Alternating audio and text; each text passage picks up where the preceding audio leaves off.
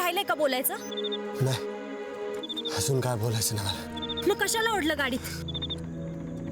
मी माझे सगळे गुन्हे कोतवालांसमोर कबूल करायचं ठरवले. तिथेच चाललीये मी. म्हणून तर तुम्हाला गाडीत ओढलं. काही गरज नाही माझे मुसके आवडण्याची. मी स्वतः तिथे हजर राहणार आहे. तेच तर नकोय मला. का नको? मग अशी ते इतके ओरडलात माझ्यावर. चूक झाली. चौहान जरा सविस्तर सांगितलं मला. जे झालं त्याला तुम्ही जबाबदारच नाही. तुम्ही जे काय केलंच नाही त्याची सजा तुम्हाला कशाला? तुम्हाला सजा झाली तर ती सहन होणार नाही मला. माझं डोळे उघडलं आता. तरी नशीब कोतवालीत नव्हतं, नाही तर अडकलेच असते मी. तुम्ही अडकला असतं तर मी सोडवलं असतं तुम्हाला, जसं तुम्ही मला सोडवलं होतं. माझ्यासाठी स्वतःचा जीव धोक्यात घातला होता. कशाची म्हणजे कशाची काळजी केली नाही. कशी करणार काळजी? मला तर फक्त तुमचीच काळजी. ते माहिती म्हणून तर पळत पळत आलो. तुम्ही नसताना माझी काळजी कोण करणार? का? तुमची आई आहे की. मायची काळजी आणि तुमची एक. मला दोघी बी पाहिजे. काय की बाई, एवढं स्वार्थी असू नये माणसानं. कावा कावा हसावं माणसं. आणि तुमच्यासारखी काळजी करणारी असली की कायमच.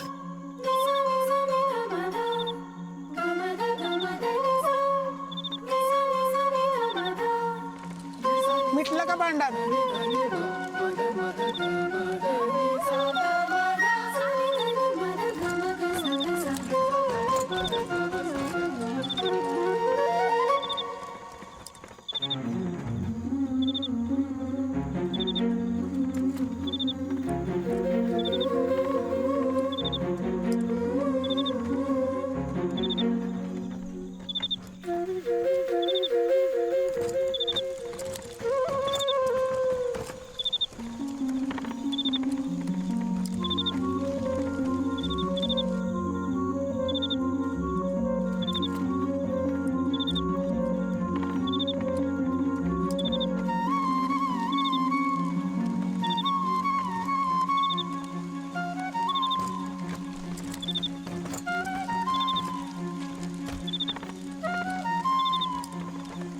छबू, छबू, अरे गाडी थांबव. अरे तू बैलगाडी काय हाकायला लागलास? हिरा कुठे आहे? तू जवा तवा मला पाण्यात बघत असतीस. बावनखणीतनं उद्या हाकलून काढलं, काहीतरी काम जमावं म्हणून बैलगाडी शिकतोय. तू बोल, हिरा कुठे आहे ते सांग आधी. लय महत्वाचं आहे. तुला कशाला पाहिजे हिरा? कुठं सापडणं झाली आहे, सांग ना. हिरा कुठे आहे? अगं मग मला सांग की. अरे सांग ना, हिरा कुठे आहे? मला मावळती झाली की जंगलातल्या पडत्या वाढायचं जवळ येत जाईल. तुम्हाला भेट घ्यायची झाली तर तिथे येत जा, पण जरा जपून. तुम्ही पण जपून राहा. सगळीकडे शोध सुरू आहे तुमचा. घुंगरांचा आवाज.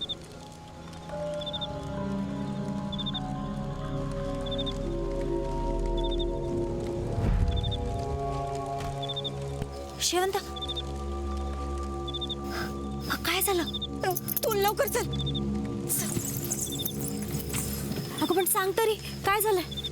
अगं काय सांगू हिरा, बडी भिला फरीसटनं जबरदस्तीनं पळून नेलंय. काय?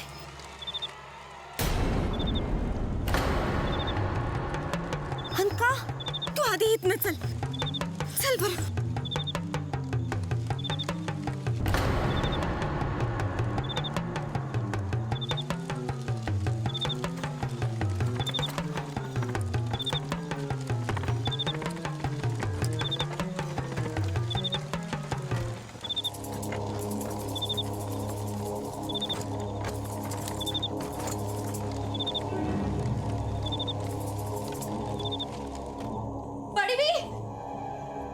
कोणच कसं नाही.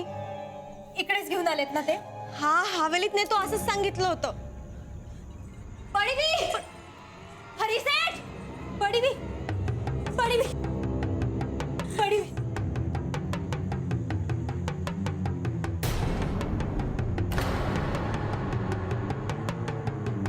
समजता काय तुम्ही स्वतःला?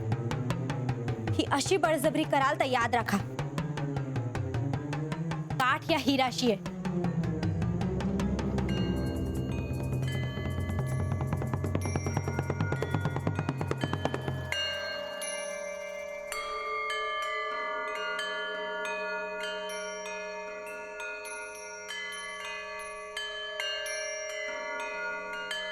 बड़ी भी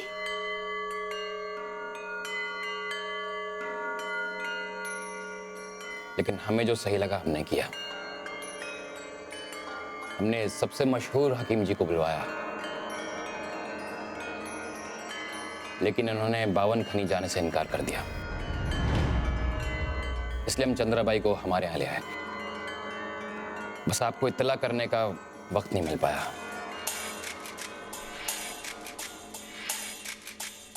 अब जरा घाव भर रहे हैं. ऊपर वाले की मेहरबानी से इलाज काम कर रहा है.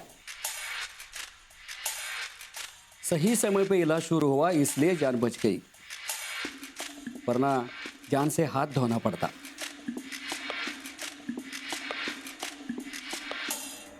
या हकीमजी बावनखणीत येणार नाहीत. मला वाटतं काही दिवस इथेच राहून इलाज करावा.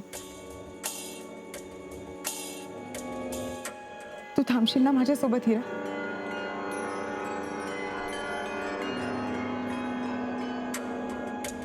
हकीम जी के अपने उसूल हैं, उन पर कोई जोर जबरदस्ती तो कर नहीं सकते, ना ही आप पर कर सकते हैं. अगर हीरा जी को यहाँ रहना पसंद नहीं तो हम उनके रहने का इंतजाम कहीं और कर देंगे. नहीं हुजूर, हम यहीं ठीक है. जैसी तुम्हारी मर्जी. जब तक तुम बिल्कुल ठीक नहीं हो जाती तब तक इस घर को अपना ही समझो चंद्राबाई.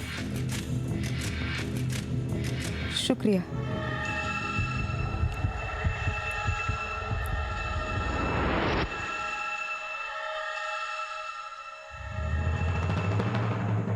माफ करा सेठ, मी आपल्याबद्दल चुकीचा विचार केला.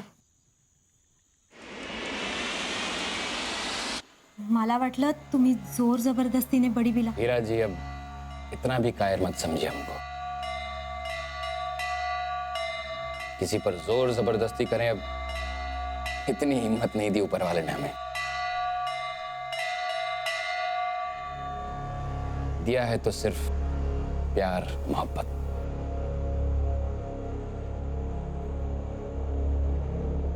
बडी बीचा जर चांगला इलाज होणार असेल तर मी इथे थांबेन.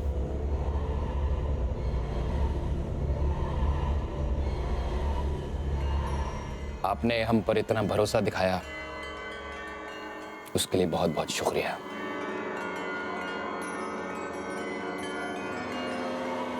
खरे उपकार तर आपले आहेत आमच्यावर. तुम्ही वेळीच मदत केलीत आणि बडवीचा जीव वाचवलात. आपले उपकार कधीच विसरणार नाही हिरा. खैर छोड़िए सब. कल सुबह तक इन्हें और आराम पड़ेगा. हकीम जी, चंद्राबाई हमारी खास मेहमान है. उनके इलाज में किसी भी तरह की कोई कमी नहीं पड़नी चाहिए. जी हुजूर. मुबारक. हीरा जी भी हमारी खास मेहमान है. इन्हें किसी चीज की कमी नहीं होनी चाहिए.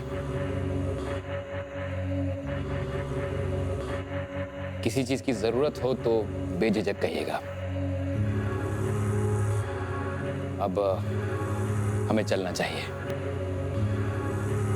व्यापारी हैं, व्यापार छोड़ तो नहीं सकते ना.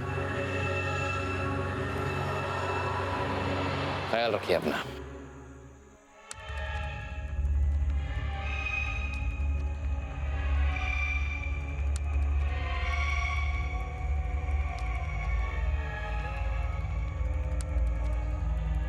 बडी बी, तुझा हात बरा होताना पाहून माझ्या जीवात जीवाला बघ. फरीसेठ फार चांगले आहेत, तू मला सांगितलं होतंस, पण मीच त्यांना चुकीचं समजलं. खरंच फार दयाळू आहेत ग ते.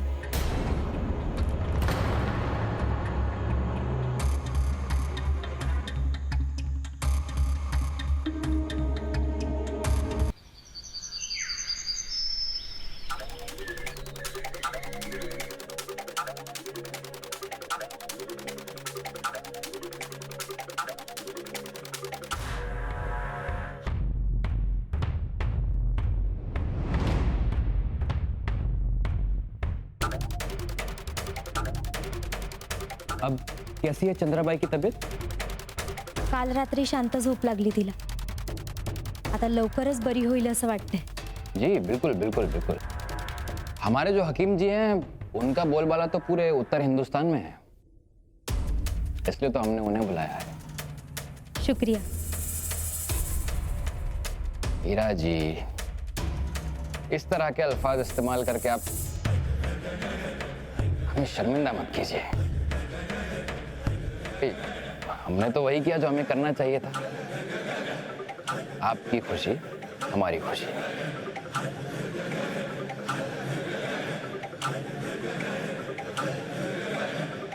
कोतवाल जी आए हैं बाहर, अंदर आने की इजाजत चाहते हैं. इजाजत है. लीजिए. अब कोतवाल जी को आने के लिए इजाजत की जरूरत पड़ रही है. अरे आप आ गए, बस स्वागत है आपका.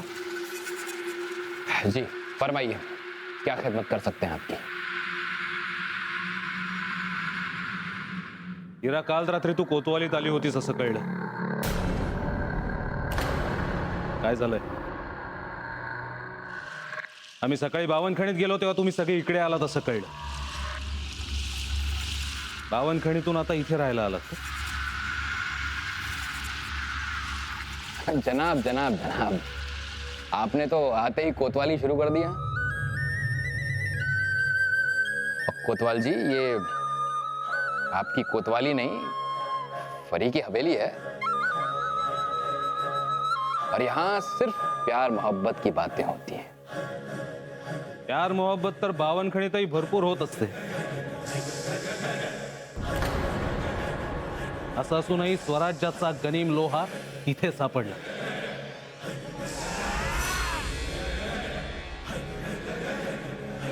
कहना क्या चाहते हैं आप? तो हम हीरा को बताएंगे.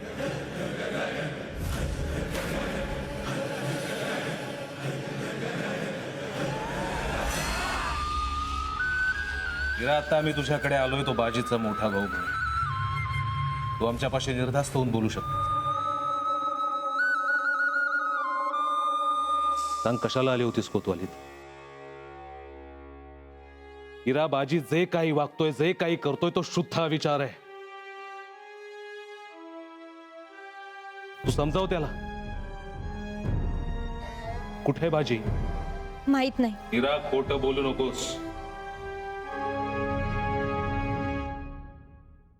आम्ही तुला आणि बाजीला चांगलंच ओळखतो.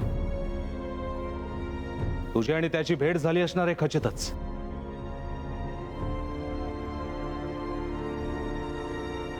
समजावून सांग त्याला. आम्ही काय बोलतोय कळतंय का तुला? कोतवाल जी, गुस्ताखी माफ हो, लेकिन आप हमारे मेहमान से इस तरह ऊंची आवाज में बात ना करें तो बेहतर होगा.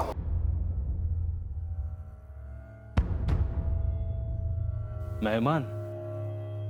हो, बडीबीच्या उपचारांसाठी आम्ही इथेच येऊन राहतो. काय झालंय चंद्राबाईंना? आणि इलाजच करायचा होता तर मग इथे का आणले? अब आखिर इंसान ही इंसान की मदद करेगा ना कोतवाल जी. और हाँ, ये हमारी हवेली है, आपकी कोतवाली नहीं. और हमारी हवेली में किसी को कोई पाबंदी नहीं. और आप अगर बाजी की तलाश में तो शौक से तलाशिए. अगर मन करे तो पहरे भी लगा दीजिए. हमारे लिए तो अच्छा ही रहेगा. हीरा, मला तुझ्याशी बोलायचं. हीरा जी आपके रूबरू हैं कोतवाल जी. करी सेठ, आपण व्यापारी आहात, फक्त व्यापार करा. पारा ठेवायचा की नाही हे आम्ही ठरवू. बोलायचं की नाही बोलायचं हे देखील आम्ही ठरवू. आम्ही आमचे अधिकार आणि कर्तव्य चांगलेच जाणतो. तो फिर आप भी जान लीजिए ये हमारी हवेली है. ही हवेली तुमची असली तरी हे पुणे आहे आणि इथे फक्त आमचा हुकूम चालतो. ये हमारी हवेली है. ही हवेली तुमची असली तरी हे पुणे आहे आणि इथे फक्त आमचा हुकूम चालतो. हम जब चाहे जहां चाहे तहकीकात कर सकते हैं. बेहतर होगा आप अपने दायरे में रहिए. मला बोलायचंय कोतवालांची.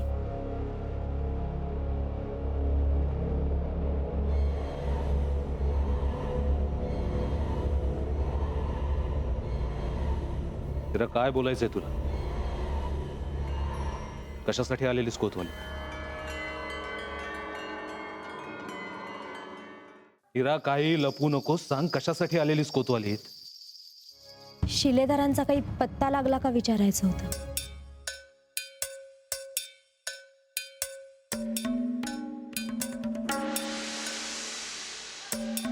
राजी दादाजींच्या अंत्यसंस्काराला आला होता. आम्ही आमने सामने होतो. दादाजींना कोतवालीच्या शिपायांनी मारला असं बाजीचं म्हणणं आहे. पण तसं काही झालेलं नाही. आम्ही दादाजी आणि बाजीला पकडायला कोतवालीची कुमक पाठवली होती खरी. त्यांना ना दादाजी सापडले ना बाजी.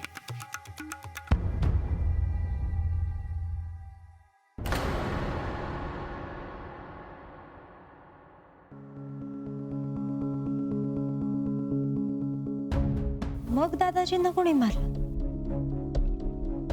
प्रश्न आम्हालाही सतावतोय. कोणी मारलं असेल दादाजींना? दादाजींच्या प्रेतावरती आम्हाला काही खुणा आढळल्या होत्या. आधी असं वाटलं की शिपायांपासून पळताना ते झाले असं. तसं तर काहीच झालं नाही.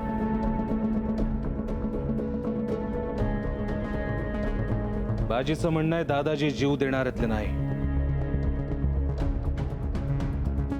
आमचा पूर्ण विश्वास आहे त्याच्यावर. मग दादाजींना कोणी मारलं? तेच विचारायला आम्ही तुझ्याकडे आलो होतो हिरा. पण तू काही सांगायलाच तयार नाहीयेस. असो, काहीच हरकत नाही. पण बाजीला माझा एक निरोप दे. आज एक कोतवाल हरला असेल, पण मोठ्या भावाचा विश्वास जिंकलाय त्या.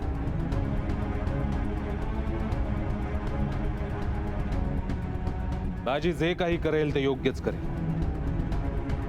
आम्ही सदैव त्याच्या पाठीशी आहोत.